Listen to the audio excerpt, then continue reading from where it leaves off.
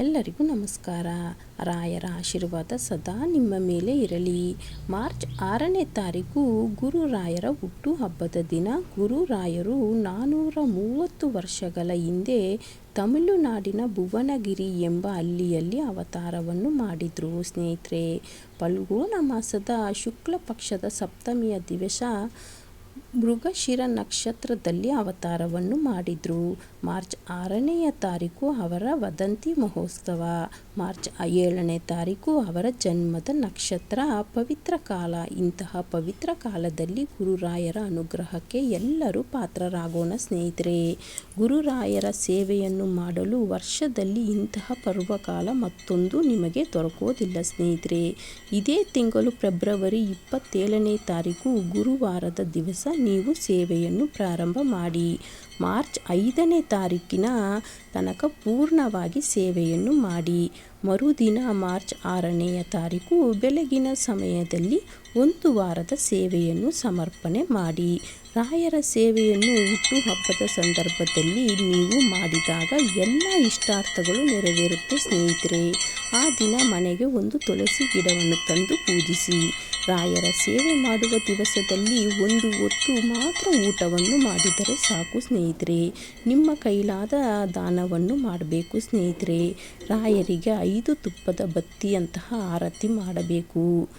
ತೆಂಗಿನಕಾಯಿ ಇಟ್ಟು ಸಂಕಲ್ಪ ಮಾಡಿ. ರಾಯರ ಅನುಗ್ರಹ ನಿಮ್ಮ ಮೇಲೆ, ನಿಮ್ಮ ಕುಟುಂಬದ ಮೇಲೆ ಒಂದು ಶಾಶ್ವತವಾದ ಅನುಗ್ರಹ ಸಿಗುತ್ತದೆ. ಜೀವನದಲ್ಲಿ ಎಂತಹ ಸಮಸ್ಯೆಗಳೇ ಎದುರಾಗಲಿ ರಾಯರು ನಮ್ಮ ಜೊತೆ ಇದ್ದಾರೆ ಅಂತ ನಂಬಿಕೆ ಇಟ್ಟು ರಾಯರ ಸೇವೆಯನ್ನು ಮಾಡಿ. ಖಂಡಿತವಾಗಲೂ ಇದರಿಂದ ನಿಮಗೆ ಒಳ್ಳೆಯದೇ ಆಗುತ್ತೆ. ರಾಯರು ನಮ್ಮ ಕಷ್ಟದಲ್ಲಿ ಇರುತ್ತಾರೆ, ಸುಖದಲ್ಲಿಯೂ ಇರ್ತಾರೆ. ರಾಯರು ಗುರುವಾಗಿ ಸದಾಕಾಲ ಇದ್ದೇ ಇರ್ತಾರೆ ಸ್ನೇಹಿತರೆ. ಮನುಷ್ಯ ಅಂದ ಮೇಲೆ ಕಷ್ಟ, ಸುಖ, ನೋವು, ದುಃಖಗಳು ಹಾಗೆ ಆಗ್ತಾ ಇರುತ್ತದೆ. ಅದನ್ನೆಲ್ಲ ರಾಯರು ಸಹ ಎದುರಿಸಿದ್ದಾರೆ. ಅದನ್ನೆಲ್ಲ ನಾವು ಸಹ ಎದುರಿಸಿ ಗಟ್ಟಿಯಾಗಿ ನಿಂತು ರಾಯರು ನಮ್ಮ ಜೊತೆ ಇದ್ದಾರೆ ಅನ್ನುವ ದೃಢ ಸಂಕಲ್ಪವನ್ನು ಮಾಡಿಕೊಂಡಿರಬೇಕು ಸ್ನೇಹಿತರೆ. ರಾಯರ ಮಂತ್ರವನ್ನು ಸದಾ ಪಠಿಸ್ತಾ ಇರಿ.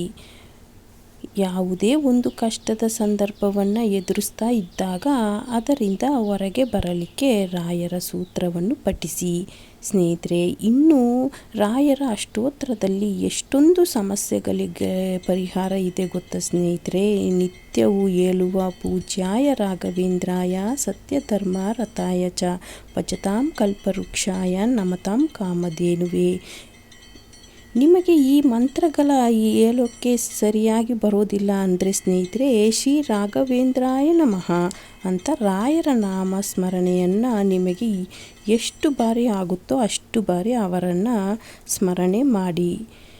6ನೇ ತಾರೀಕು ರಾಯರ ಹುಟ್ಟುಹಬ್ಬದ ದಿವಸ ನೀವು ಮನೆಗೆ ಹಾಲು, ಕಲ್ಲು ಸಕ್ಕರೆಯನ್ನು ತಂದು ನೈವೇದ್ಯವಾಗಿ ಅರ್ಪಿಸಿ ರಾಯರಿಗೆ. ಅದರಿಂದ ಸ್ವಲ್ಪ ಕಲ್ಲು ಸಕ್ಕರೆಯನ್ನು ತೆಗೆದು ಇರುವೆಗಳಿಗೆ ಆಹಾರವಾಗಿ ಕೊಡಿ ಸ್ನೇಹಿತರೆ. ನಿಮ್ಮ ಕಷ್ಟಗಳೆಲ್ಲ ದೂರವಾಗುತ್ತೆ. ನೀವು ಮಾಡಿರೋ ಪಾಪ ಕರ್ಮಗಳು ಸಹ ದೂರವಾಗುತ್ತೆ ಸ್ನೇಹಿತರೆ. ರಾಯರ ಸೇವೆಯನ್ನು ಮಾಡಿ. ಖಂಡಿತವಾಗಲೂ ಇದರಿಂದ ನಿಮಗೆ ಒಳ್ಳೆಯದೇ ಆಗುತ್ತೆ ಸ್ನೇಹಿತರೆ. ರಾಯರ ಆಶೀರ್ವಾದ ಸದಾ ನಿಮ್ಮ ಮೇಲೆ ಇರಲಿ. ನಿಮ್ಮ ಕಷ್ಟಗಳೆಲ್ಲ ದೂರವಾಗಲಿ. ಎಲ್ಲರಿಗೂ ನಮಸ್ಕಾರ.